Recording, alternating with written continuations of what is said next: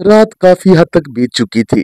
मैंने अपनी किताब साइड टेबल पर रखी और सोने के लिए अपने बिस्तर में घुस गया। लेटे हुए अभी मुझे कुछ ही देर गुजरी थी कि मुझे ऐसा महसूस हुआ जैसे किसी ने हल्के से खिड़की पर दस्तक दी हो। मैं चौंक कर उठा और खिड़की की जानिब देखने लगा। खिड़की के दोनों पट खुले हुए थे और बाहर कोई भी नजर नहीं आ रहा था। मैंने हैरानी से देखा और दोबारा से सोने की कोशिश करने लगा। मेरा नाम आजाद है और मैं एक कंपनी में सेल्समैन के तौर पर काम करता हूँ। मेरा काम मुख्तलिफ शहरों में जाकर दुकानों से अपनी प्रोडक्ट के लिए ऑर्डर लेना होते हैं। इस दफा मैं कोयटा आया हुआ था। पूरे हफ्ते में मुझे यहाँ कोई भी ऑर्डर ना मिल पाया था, लेकिन मैं अब भी इसी उम्मीद पर यहाँ रह रहा था कि अपनी कंपनी के लिए थोड़ा बहुत ऑर्डर इकट्ठा कर लूं।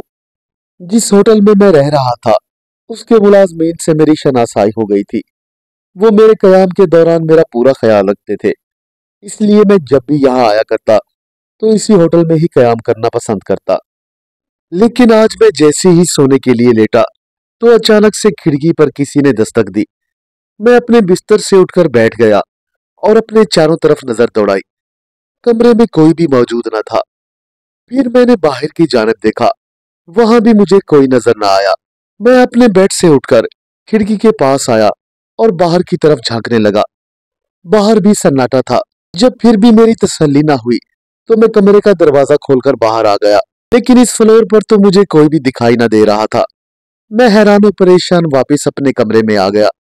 जिस आवाज ने मुझे पुकारा था वो मुझे थोड़ी बहुत जानी पहचानी सी महसूस हुई। थोड़ा गौर करने पर मुझे याद आया कि ये आवाज मेरे पुराने दोस्त नवाज की थी। नवाज का ख्याल आते ही मेरे जहन को एक हैरत का झटका लगा, लेकिन मैं वहां से चलता हुआ ग्राउंड फ्लोर की तरफ बढ़ने लगा। मैं जैसे जैसे सीढ़ियां उतर रहा था मेरा जहन एक अजीब सी कश्मकश में उलझता जा रहा था। नीचे पहुंचकर मैं सीधा मैनेजर की टेबल की तरफ आया और एक फर्जी सी मुस्कुराहट अपने चेहरे पर सजा ली। सर, आपको किसी चीज की जरूरत थी तो आप इंटर काम कर देते, मैं आपको आपके रूम में ही भिजवा देता, मैनेजर ने मुस्कुराते हुए कहा। अरे नहीं भाई, मुझे किसी चीज की कोई जरूरत नहीं, बस ऐसे ही चहलकदमी की गर्ज से नीचे आ गया हूँ। कुछ देर के लिए बाहर जाना चाहता हूँ, शायद मेरी तबीयत कुछ संभल जाए। न जाने आज क्यों मुझे अपनी तबीयत जरा बोझल मालूम हो रही है। इतना कहकर मैं होटल से बाहर की जानिब देखने लगा। जी सर, आप ठीक कह रहे हैं, मगर इस वक्त रात के 2 बज रहे हैं। क्या आपको नहीं लगता कि इस वक्त होटल से बाहर जाना खतरे से खाली ना होगा? मैनेजर ने मुझे तंबीह करते हुए कहा। हाँ मैनेजर साहब, मैं जानता हूं कि रात के 2 बज रहे हैं, बस मुझे 5 मिनट दे दे, मैं अभी एक चक्कर लगा के वापस आता हूँ। ये कहकर मैं होटल के मरकजी दरवाजे से बाहर निकल आया। होटल से कुछ फासले पर एक दरख्त के नीचे मुझे एक नौजवान खड़ा दिखाई दिया, जिसे गौर से दिखने पर मुझे महसूस हुआ कि वो नौजवान कोई और नहीं बल्कि मेरा दोस्त नवाज ही था।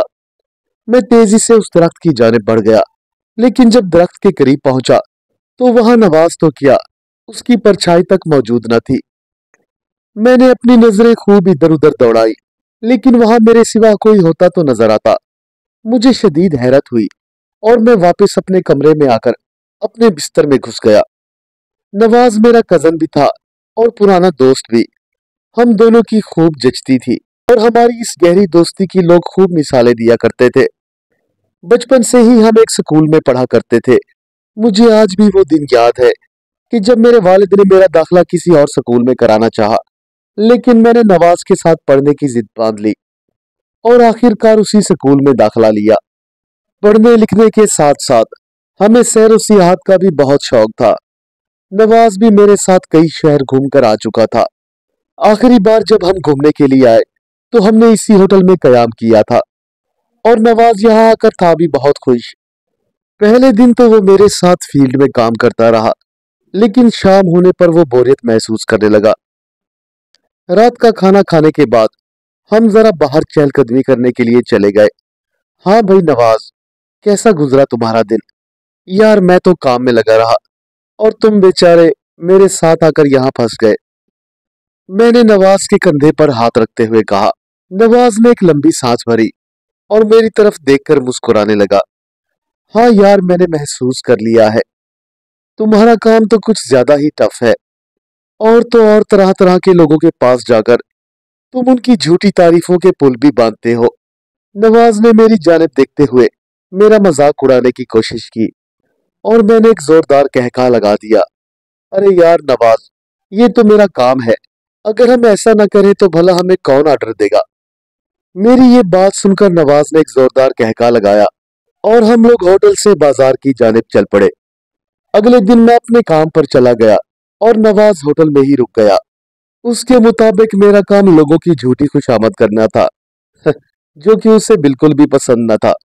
खैर, काम पर जाते हुए मैंने नवाज से कह दिया था कि वो जहां चाहना चाहे शौक से घूम फिर सकता है। फील्ड से वापस आकर हम दोनों एक साथ ही खाना खाएंगे। शाम होने पर जब मैं होटल वापस आया तो मैंने देखा कि नवाज अपने बेड पर लेटा हुआ मोबाइल पर किसी से बात कर रहा था। मैंने उस पर एक सरसरी सी नजर डाली और बाथरूम में नहाने के लिए चला गया। जब मैं नहाकर बाहर निकला तो वो अब भी मोबाइल पर बात कर रहा था। वाह नवाज साहब, बड़ी बातें हो रही है। कहीं आपकी महबूबा की कॉल तो नहीं? मैंने उसे छेड़ने वाले अंदाज में टॉवल उसकी जानिब फेंकते हुए कहा और खुद इंटरकॉम पर चाय का ऑर्डर देने के लिए सोफे के पास ही बैठ गया। लेकिन नवाज ने इस तरफ तवज्जो न दी। वो अब भी मोबाइल पर बातें ही कर रहा था। बहरे ने टेबल पर चाय रखी और कमरे से बाहर चला गया। अरे नवाज साहब, खैरियत तो है ना? चाय ठंडी हो रही है, मैंने नवाज की तवज्जो अपनी तरफ दिलाते हुए कहा। लेकिन अब वो चौंक कर हैरत से मेरी जानिब देखने लगा। अरे आजाद, तुम कब आए? यार मुझे तो पता ही नहीं चला। वो बड़ी हैरानी से मेरी जानिब देखे जा रहा था। वाह, बहुत खूब। मुझे आए हुए तो आधे घंटे से ज्यादा हो गया है। आज न जाने तुम किससे बात कर रहे हो कि तुम्हें अपने इर्द गिर्द का होश तक नहीं है। मैंने मुस्कुराते हुए उसकी जानिब देखा। मेरी ये बात सुनते ही नवाज ने फौरन से अपना बाजू सर के पीछे रखा और बेड पर लेट गया। हाय, उसे देखने के बाद भला किस काफिर को होश रहेगा। नवाज ने एक सरदाह भरते हुए कहा। अरे अरे, खैर तो है। आज तुम कैसी बातें कर रहे हो? क्या कोई हसीना पसंद आ गई है तुम्हें? मैंने सवालिया नजरों से नवाज की जानिब देखते हुए कहा। अरे हाँ यार, ऐसी ही बात है। आज मैंने उसे देखा और बस देखता ही रह गया। पलके थी कि मैं झपकना ही भूल गया था। ओह अच्छा। नवाज की ये शायराना गुफ्तगू सुनकर मैंने अपनी कुर्सी जरा आगे की तरफ सुरकाई। ओह अच्छा जी, तो कहाँ देखा आपने उसे और कब ये हादसा पेश आया? मैंने दिलचस्पी से पूछा। यार वो सड़क किनारे एक दरख्त के नीचे खड़ी हुई थी और अपने दुपट्टे का पल्लू दांतों के नीचे दबा रही थी, जबकि मैं उससे कुछ फासले पर था। फिर मैं आहिस्ता आहिस्ता चलता हुआ उसी दरख्त के पास चला गया और उसने चौंक कर मेरी तरफ देखा। हाय वो कहर बरसाती नजरें। बस अगले ही लम्हे मुझे ऐसा महसूस हुआ कि कोई मेरा दिल मेरे सीने से निकाल कर अपने साथ लिए जा रहा हो। ओह अच्छा, ठीक है, मैं समझ गया। लगता है तुम इस वक्त थोड़ा रोमांटिक मूड में हो। अच्छा, आगे बताओ क्या हुआ? मैंने फिर बेसाख्ता होकर नवाज से सवाल किया। मेरे मुंह से हंसी के फवारे छूट रहे थे, लेकिन मैं बड़ी मुश्किल से जब्त करने की कोशिश कर रहा था। मगर नवाज मेरी किसी बात का जवाब देने के बजाय अपने ही ख्यालों में गुम हो गया। अरे क्या गूंगे हो? मैं क्या पूछ रहा हूँ? मैंने फिर से नवाज को झिझोड़ा। न नहीं, ऐसी कोई बात नहीं। मैं तो बस तुम्हें वैसे ही बता रहा था कि वो लड़की बहुत खूबसूरत थी। नवाज ने खुद पर काबू पाते हुए कहा। अरे यार, बहुत हो गई तुम्हारी बकवास। ये बताओ कि तुमने उससे बात भी की या ऐसे ही लौट आए? हाँ यार, मैं चलता हुआ सीधा उसके पास गया और उसे साफ साफ कह दिया। ओह अच्छा, तो तुम्हारी इतनी जुर्रत हो गई? मैंने फिर से नवाज को छेड़ा। हाँ यार, मैं सच कह रहा हूँ। पता नहीं मुझे क्या हो गया था। उस वक्त मैं खुद पे जरा भी कंट्रोल ना कर पाया था। मैं चलता हुआ उसके करीब गया और उसकी आंखों में आंखें डालकर बोला, आप मुझे पसंद आ गई हैं। मेरे मुंह से ये बात सुनकर वो एकदम से सकते में आ गई, लेकिन अगले ही लम्हे मेरी कैफियत को देखते हुए वो मुस्कुराने लगी। म, म, म, मेरा मतलब है कि आप बहुत खूबसूरत है। मैंने फौरन ही अपनी बात चेंज करते हुए कहा। ओ अच्छा जनाब, तो मैं आपको पसंद आ गई हूँ। खैर कोई बात नहीं, मैं हूं ही इतनी हसीन। अक्सर मर्द मुझे यही कहते हैं, मगर मुझे ऐसे शख्स की तलाश है जो मेरी खूबसूरती से नहीं बल्कि मुझसे प्यार करे। ये हुस्न तो एक आर्जी चीज है, आखिर एक दिन ढल ही जाएगा। मैं तो उस इंसान की कदर करूंगी कि जो मुझे अपनी रूह और दिल से प्यार करे। नवाज के मुंह से ये बातें सुनकर मुझे ऐसा महसूस हुआ कि जैसे मैं कोई रोमांटिक फिल्म देख रहा हूँ। अरे वाह नवाज, तुम तो बहुत तेज निकले। मैंने फिर से नवाज को छेड़ा। अच्छा ये बताओ, फिर तुमने उसके जवाब में क्या कहा? मेरी ये बात सुनकर नवाज फिर से शर्माया। मैंने उससे बस यही कहा कि मैं तुमसे सच्चा प्यार करूंगा और जिंदगी भर तुम्हारा साथ दूंगा। लेकिन उसका जवाब थोड़ा हैरान कुन था। उसने अपनी पलकें एकदम से नीचे की जानिब झुका दी और फिर मुझसे मुखातिब हुई। क्या तुम मेरे लिए अपने प्यारों को छोड़ सकते हो? उसकी ये बात सुनकर मैं एक लम्हे को सोचने लगा, लेकिन उसका हुस्न था कि दुनिया की कोई भी चीज उसके सामने कोई वक़्त न रखती थी। मैंने फौरन ही हामी भर ली। हाँ हाँ, मैं तुम्हारे लिए सबको छोड़ सकता हूँ, मैंने बेसाख्ता लहजे में जवाब दिया। लेकिन भला ऐसा कौन करता है? बस चंद दिन अच्छे गुजर जाएंगे, इसलिए मैं उस लड़की की हाँ में हाँ मिलाता रहा। नवाज की ये बातें सुनकर अब मुझे थोड़ा बहुत गुस्सा आने लगा था।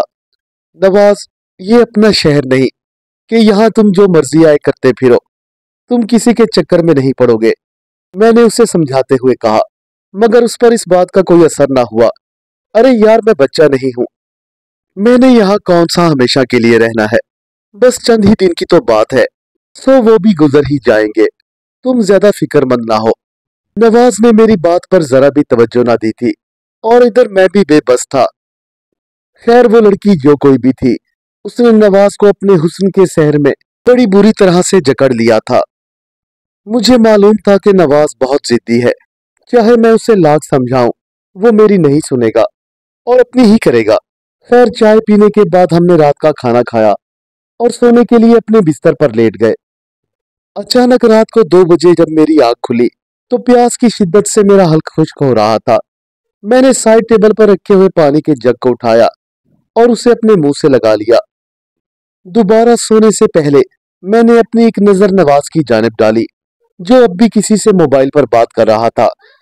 अरे यार नवाज, तुम अभी जाग रहे हो? भला इस वक्त किससे बात कर रहे हो? लेकिन उसने मुझे जवाब देने की बजाय इशारे से खामोश रहने का कहा। जल्द ही मुझे यह एहसास हो गया कि वो उसी हसीना से बात कर रहा है। मैंने उसकी जानिब एक लानत की और फिर से अपने बेड पर लेट गया। सुबह बेदार होने पर जब मैंने उसे जगाया तो उसने उठने से ही इनकार कर दिया, क्योंकि अभी वो मजीद कुछ देर और सोना चाहता था। और होना भी बिल्कुल ऐसा ही था, क्योंकि रात भर मोबाइल पर जाकर बात करने का यही तो अंजाम होता है। मैं फौरन से तैयार हुआ और अपनी फील्ड के लिए चला गया। शाम को जब मैं होटल में वापस आया तो नवाज वहां मौजूद नहीं था। मैं समझ गया कि वो उस हसीना से ही मिलने गया होगा। रात 10 बजे तक जब उसकी वापसी ना हुई तो मुझे थोड़ी बहुत तशवीश होने लगी। मैंने अपनी जेब से मोबाइल निकाला और नवाज को कॉल करने लगा। काफी देर तक मोबाइल की घंटी बजती रही, लेकिन दूसरी तरफ से किसी ने भी फोन रिसीव न किया। तकरीबन 1 घंटे के बाद मुझे नवाज की कॉल आई। अरे यार आजाद, तुम फिक्र न करो, मैं जरा देर से आऊंगा। लेकिन यार, इससे पहले कि मैं कुछ बोलता वो फिर से बोला, इस वक्त मैं जहां भी हूं यहाँ किसी को भी अपनी खबर नहीं है, फिर मुझे भला कैसे होगी? इतना कहकर उसने कॉल काट दी और मैं गुस्से से मोबाइल को देखता रह गया। मैंने अपना खाना खाया और आकर बेड पर लेट गया। थकन की वजह से मुझे जल्द ही नींद आ गई। फिर मेरी जाग उस वक्त हुई कि जब दरवाजा जोर जोर से बजने लगा। ये तकरीबन रात के 2 बजे का वक्त था। मैंने नींद में ही उठकर कमरे का दरवाजा खोला और गुस्से से नवाज की जानिब देखा। उसकी आंखें तो लाल अंगारा हो रही थी। वो कमरे में दाखिल होते ही सीधा अपने बेड पर धड़ाम से जा गिरा और बेसुध होकर लेट गया। अरे यार नवाज, तुम इतनी रात गए तक कहाँ थे? मैंने फौरन ही किसी माँ की तरह नवाज को मुखातिब किया।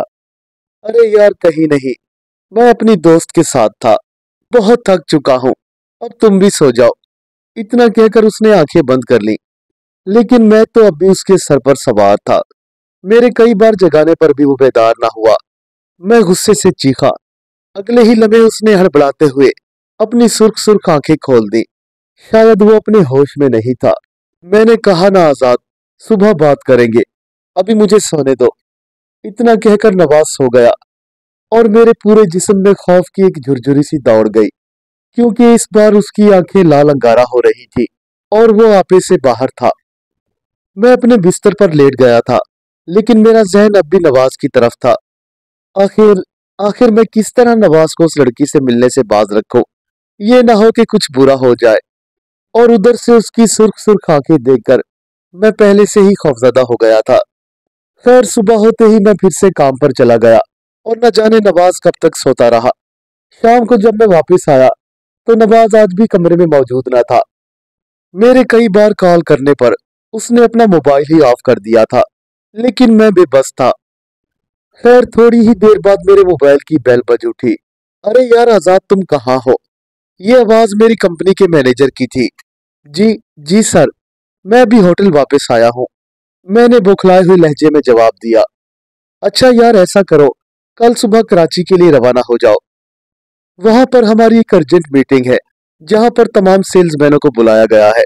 इतना कहकर मैनेजर साहब ने कॉल काट दी और मैं परेशान होकर एक कोने में बैठ गया। ऊपर से नवाज, उसका तो कोई पता ही नहीं था। खैर, जो भी हो, उसको यहाँ से ले जाने का इससे अच्छा मौका और नहीं मिल सकता था। मैंने जल्दी से अपना सामान पैक किया और नवाज के आने का इंतजार करने लगा। न जाने रात के किस पहर दरवाजे पर दस्तक हुई। मैंने उठकर दरवाजा खोला तो नवाज लड़खड़ाते हुए कदमों से कमरे में दाखिल हुआ। वो मुझे नजरअंदाज करना चाहता था, लेकिन मैं उसके सामने आ गया। उसकी आंखें अब भी सुर्ख हो रही थी। मुझे भी कंपनी से फोन आया था और हम दोनों सुबह कराची के लिए रवाना हो रहे हैं। मैंने नवाज को अपना हतमी फैसला सुनाते हुए कहा, लेकिन मेरी ये बात सुनते ही नवाज के तेवर बदल गए। अरे यार, मैं कहीं नहीं जा रहा, तुमने जाना है तो चले जाओ। मैं और मेरी महबूबा इस कमरे में कुछ दिन साथ ही गुजार लेंगे। जब मेरा दिल उससे भर जाएगा तो मैं खुद ही वापस आ जाऊंगा। अरे वाह भाई, ये कैसे हो सकता है? मैं तुम्हें अकेला छोड़कर कैसे जा सकता हूँ? मैंने उसके कांधे पर हाथ रखते हुए कहा। अरे यार, तुम चले जाओ, क्या मैं दूध पीता बच्चा हूँ जो तुम्हारे इशारों का मोहताज बनकर रहूंगा? मान लिया कि हम दोनों साथ आए हैं, लेकिन इसका मतलब ये तो नहीं कि हम दोनों जाएंगे भी साथ ही। उसने फौरन ही अपनी शोला बरसाती नजरों से मुझे घूरा और मैं किसी बच्चे की तरह सहम कर रह गया। उसकी सुर्ख सुर्ख नजरों से अजीब सी शुआएं निकल रही थी, जिसे देखकर मैं एक लम्हे को घबरा गया। अब मेरा दिल खौफ के मारे जोर जोर से धड़कने लगा था। और हाँ, मैंने अपने घर वालों से मजीद पैसे मंगवा लिए हैं। तुम मेरी फिक्र न करो और यहाँ से दफा हो जाओ। इतना कहकर वो अपने बेड पर जा गिरा और जल्द ही गहरी नींद में चला गया। उसके मुंह से बहुत ही अजीबोगरीब सी आवाजें निकल रही थी, या शायद वो फिर हल्के हल्के खराटे थे। वो जब भी सांस छोड़ता तो कमरे में एक अजीब सी बदबू फैल जाती। मैंने चोरी से उसका मोबाइल उठाया और उसके नंबर चेक करने लगा। आखिर वो किससे मिल रहा था और वो लड़की कौन थी? मेरे जहन में बार बार अब यही सवाल गर्दिश कर रहा था, लेकिन मैंने बहुत जल्दी उस लड़की का नंबर ढूंढ निकाला, क्योंकि नवाज के मोबाइल में उसके दो भाइयों माँ के अलावा सिर्फ मेरा नंबर ही सेव था। अब मैं मुतमईन होकर अपने बेड पर आ चुका था।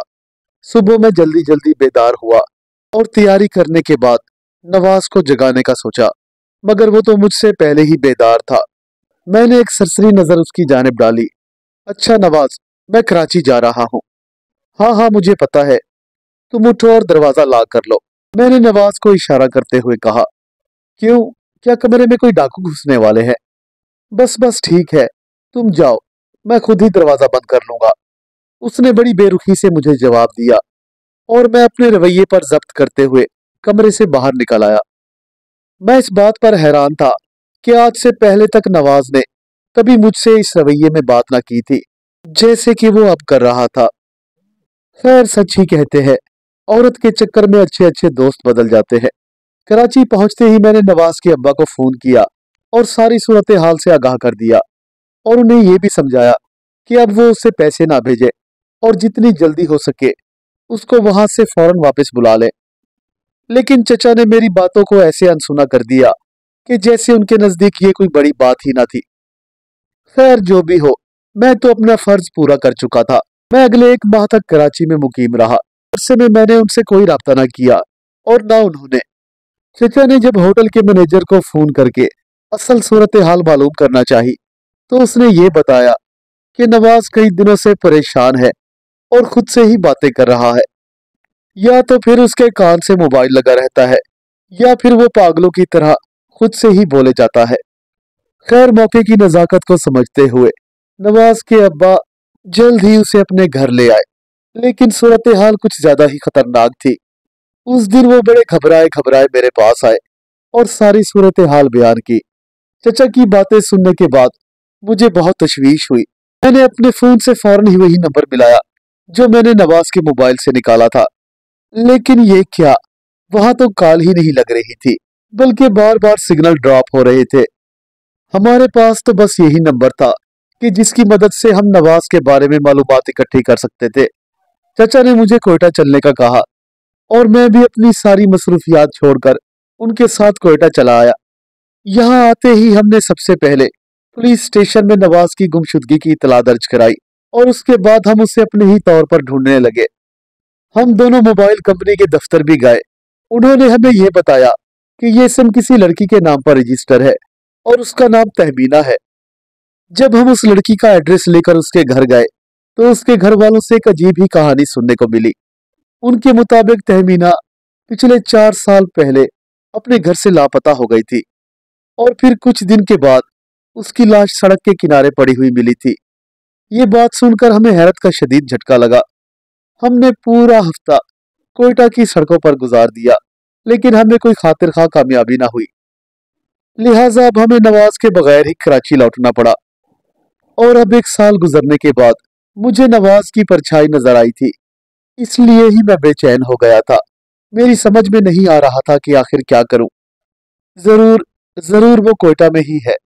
हो सकता है कि जिस लड़की से वो मोहब्बत करता था, उसने उसको आजमाने के लिए उसे यहीं रोक लिया हो और उस पे ये पाबंदी लगा दी हो कि अपने अजीज और रिश्तेदारों से मुलाकात ना करे। क्या पता उसने मुझे कहीं देख लिया हो, इसलिए वो मुझसे मुलाकात करने आया था। न जाने मेरे जहन में क्या क्या ख्यालात आ रहे थे। शायद इसीलिए उस रात मुझे नवाज की परछाई नजर आई थी। अगली रात मैं अपने बेड पर बैठा हुआ किताब पढ़ रहा था कि फिर से खिड़की पर दस्तक हुई। आजाद, आजाद, मैं यहाँ हूँ। मेरे कानों में फिर से नवाज की आवाज सुनाई दी। वो आवाज सुनते ही मैं बेचैन सा हो गया और लपक कर कमरे से बाहर निकला, लेकिन राहदारी में कोई नहीं था। सीढ़ियां फलांगता हुआ नीचे उतरा और होटल के बाहर देखना चाहा, तो वहां भी नवाज की मौजूदगी के कोई आसार न थे। आज ये दूसरा मौका था कि मैं होटल से इस वक्त बाहर निकल आया था, पर न जाने मुझे क्यों आज ये एहसास हो रहा था कि नवाज मेरे आसपास ही कहीं मौजूद है। होटल से बाहर आकर मैं सड़क के किनारे किनारे चलता रहा और अपने इर्द गिर्द नजर डालने लगा। हो सकता है कि शायद नवाज मुझे कहीं नजर आ जाए। यकीनन मेरा ये ख्याल बिल्कुल ठीक था। अचानक मेरी नजर दूर खड़े हुए एक हियोले पर जा पड़ी। मुझे दूर से देखने पर वो नवाज जैसा ही लगा। मैं उसके करीब तो जाना चाहता था, लेकिन ये सोचकर घबरा रहा था कि कहीं वो फिर से मुझ पर गुस्सा ना हो जाए। मैं अभी इसी कश्मकश में था कि उस ह्योले ने मुझे आवाज दी। आजाद, मेरे करीब आने की कोशिश मत करना। मैं मैं अब एक रूह हूं जो ना तुमसे हाथ मिला सकती है और ना ही तुम्हारे गले लग सकती है। ये आवाज सुनकर मुझे हैरत का एक जोरदार झटका लगा। ये तो नवाज ही था, मगर वो ऐसा क्यों कह रहा है? नवाज, ये तुम क्या कह रहे हो? हाँ यार, मैं सच कह रहा हूँ। मैं अब इस दुनिया में नहीं हूँ, बल्कि यहाँ सिर्फ मेरी बेचैन रूह है जो रोज इधर उधर भटकती रहती है। लेकिन लेकिन ये सब कैसे हुआ? मैंने बड़े परेशानी और बेकरारी के आलम में उस हिवले को दूर से ही आवाज दी। काश कि मैं तुम्हारी बातों पर अमल कर लेता, तो आज मुझे ये दिन ना देखने पड़ते।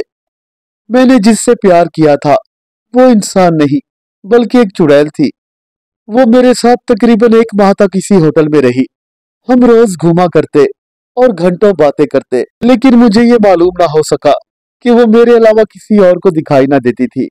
इस बात का एहसास मुझे उस वक्त हुआ कि जब मुझे लोग देखकर हंसने लगे, क्योंकि मैं अकेला ही खुद से बैठकर बातें करता था। मैं उस चुड़ैल की खूबसूरती के शहर में इतना जकड़ा जा चुका था कि मुझे अपने इर्द गिर्द का कोई भी होश नहीं रहता था। आखिर एक दिन वो मुझे अपने असली रूप में दिखाई दे ही गई। वो एक रात मुझे भयानक अंधेरे में ले गई। शायद ये कोई वीराना था। मैं दिल ही दिल में न जाने क्यों घबरा रहा था, मगर अगले ही लम्हे उसने एक जोरदार कहका लगाया। ओ, डर गए ना तुम? तुम्हें डरना ही चाहिए। ये मर्द जात होती ही बहुत धोखेबाज है। वो एक औरत को खिलौना समझते हैं और अपनी मर्जी से खेलते हैं। मैं भी एक फरेबी मर्द के बहकावे में आकर अपने घर से भाग गई थी, मगर मेरा इस्तेमाल करने के बाद उसने मुझे कत्ल कर दिया और मेरी लाश को भी सड़क किनारे फेंक दिया। बस उस दिन से मैं चुड़ैल ही हूँ और मेरी रूह इस दुनिया में भटक रही है। मैं जब तक इस दुनिया में रहूंगी अपना इंतकाम लेती रहूंगी। इतना कहकर उस चुड़ैल ने मुझे मजबूती से दबोच लिया और मेरा गला दबाने लगी। उसकी पकड़ इतनी सख्त थी कि मैं खुद को उससे छुड़ा ना पाया। बस मेरी रूह निकलने पर ही उस चुड़ैल ने मुझे छोड़ा। मेरी रूह तब से आज तक यहाँ भटक रही है। यहाँ से कुछ फासले पर एक खाई है और उसी खाई में मेरा ढांचा पड़ा हुआ है। मुझ पर इतना एहसान करो कि मेरे ढांचे की तदफीन करा दो ताकि मेरी रूह को करार आ जाए। इतना कहकर नवाज की रूह कहीं गायब हो गई और मैं उसे आवाजें देता रह गया। मैं उससे भी और भी बातें करना चाहता था, लेकिन वो हमेशा हमेशा के लिए चला गया। जब मैंने चचा को इस सारी तफसील से आगाह किया तो वो बुरी तरह से सदमे में चले गए। खैर उसी खाई में हमने नवाज की लाश का ढांचा तलाश कर लिया और उसे अपने साथ उठाकर कराची ले आए। यहाँ आकर हमने उसकी तदफीन की और उसके लिए कुरान खानी कराई। तकरीबन एक हफ्ते के बाद नवाज मुझे फिर से ख्वाब में दिखाई दिया। उसने मुझसे कोई बात नहीं की, लेकिन उसके पुरसकून चेहरे को देखकर ऐसा लग रहा था कि जैसे उसकी रूह को करार आ गया हो। सच ही कहते हैं कि बुरे कामों का बुरा नतीजा निकलता है। उम्मीद करता हूँ मेरे दोस्तों को आज की कहानी पसंद आई होगी। हमारे चैनल को ज्यादा से ज्यादा सब्सक्राइब करें और वीडियो को अपने दोस्तों के साथ शेयर करना ना भूलें। मिलते हैं कल एक नई कहानी के साथ। तब तक के लिए अल्लाह हाफिज।